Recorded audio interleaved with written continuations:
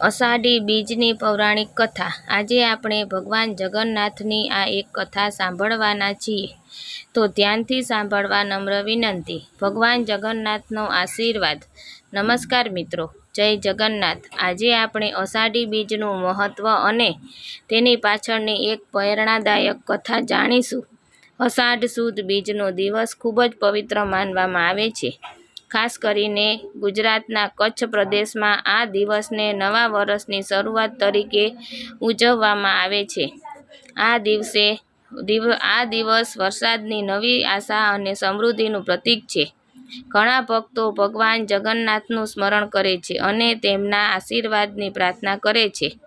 કહેવાય છે કે એક વખત એક ગરીબ ખેડૂત સતત 3 વર્ષ સુધી દુષ્કાળથી પરેશાન હતો।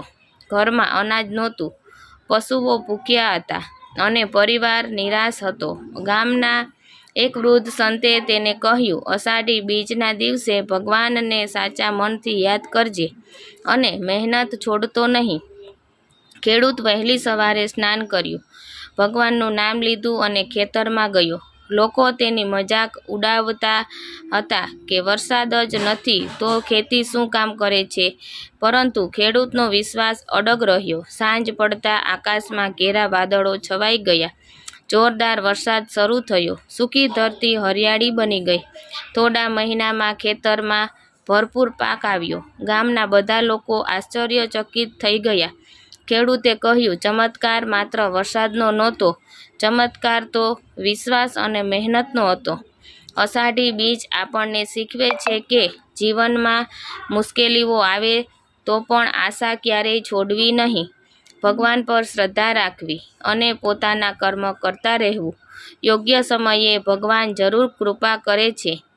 આ દિવસે ઘણા લોકો નવા કામની શરૂઆત કરે છે, વાવણી માટે પ્રાર્થના કરે છે અને પરિવારના સુખ સમૃદ્ધિ માટે ભગવાનને પ્રાર્થના કરે છે। મિત્રો, યાદ રાખો, શ્રદ્ધા વગરનું જીવન સૂકી ધરતી જેવું છે અને શ્રદ્ધા સાથેની મહેનત વરસતા મેઘ જેવી છે।